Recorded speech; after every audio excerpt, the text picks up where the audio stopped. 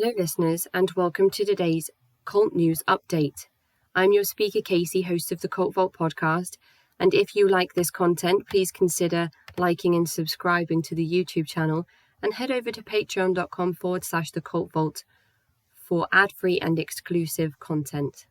Now on to today's news. Logan MacLeod for Northampton Chronicle has published an article detailing that a second lawyer has come forward urging survivors of the Jesus Army, also known as the Jesus Fellowship, to come forward and seek justice.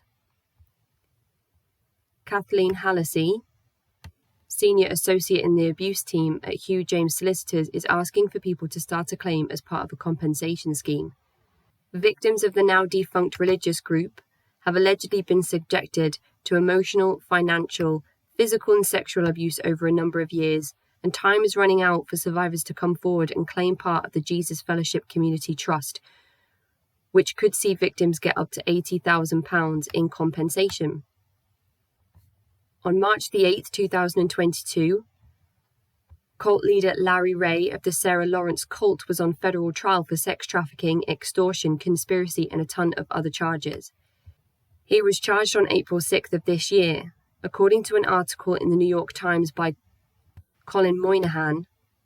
In 2010, after being released from prison over child custody charges, Lawrence V. Ray moved into his daughter's dormitory at the Sarah Lawrence College and began what would become a decade-long hold over vulnerable students, subjecting them to some of the most despicable treatment imaginable, starting with isolating them from parents and resulting eventually in sex trafficking and horrific abuse.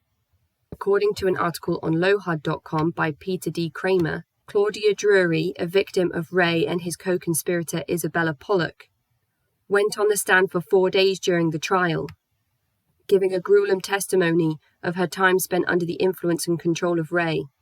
According to the Lohud article, it was Drury's testimony that would seal Ray's fate of a possibility of life in prison without parole. The article details Drury's testimony, who explains that Ray began his grooming by really listening to Drury, who had suffered issues at home. Over the 4 days, Drury would paint the picture on how the escalation took place. Ray is due to be sentenced later this year.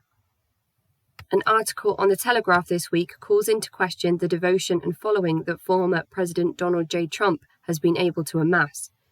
Not a stranger to the subject of cults, given that expert Stephen Hassan has a published book titled The Cult of Trump, the Telegraph article poses the question, when does political hypocrisy become so shameless that it is evidence of a cult?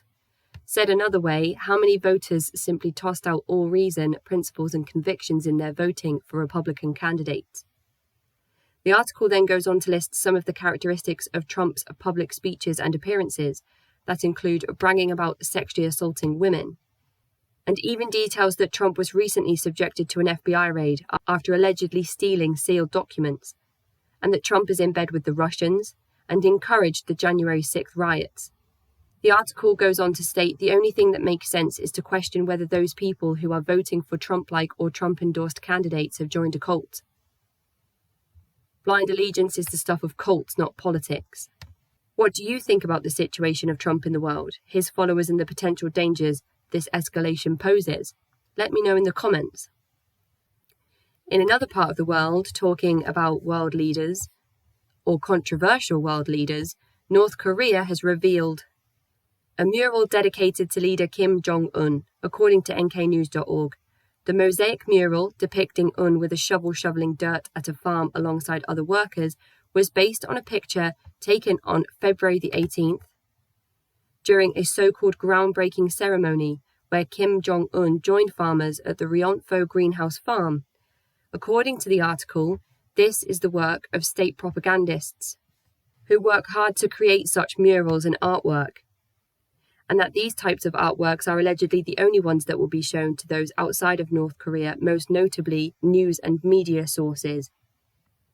Matthew Fox for Business Insider has released an article this week talking about how the meme stock community of the world of finance, stock exchanges and cryptocurrency has turned into some kind of cult that will erase the economy, according to a skeptic who went viral recently for an anti-NFT video. The article explains that after meme coins were released into the market last year and created a short squeeze scenario as seen with GameStop, holders of such coins have lost touch with reality and are waiting for the mother of all short squeezes to make them impossibly rich impossibly fast.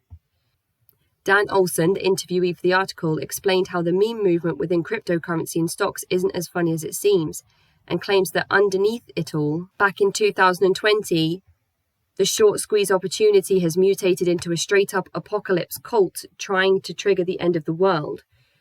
More on this can be found in the trenches of Reddit threads, but that is a rabbit hole for another day.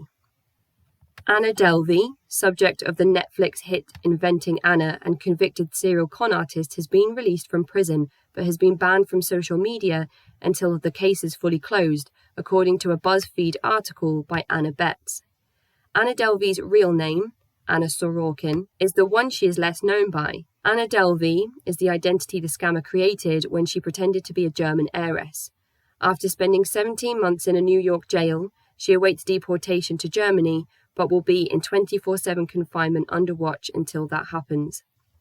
Discover magazine has released an article that looks at how 5 major cults manipulated their followers. Included in the article is the Order of the Solar Temple, which was the subject for my Patreon deep dive for the month of September, NXIVM, the Children of God, the Manson family, and Heaven's Gate, both of which I have also covered on my Patreon.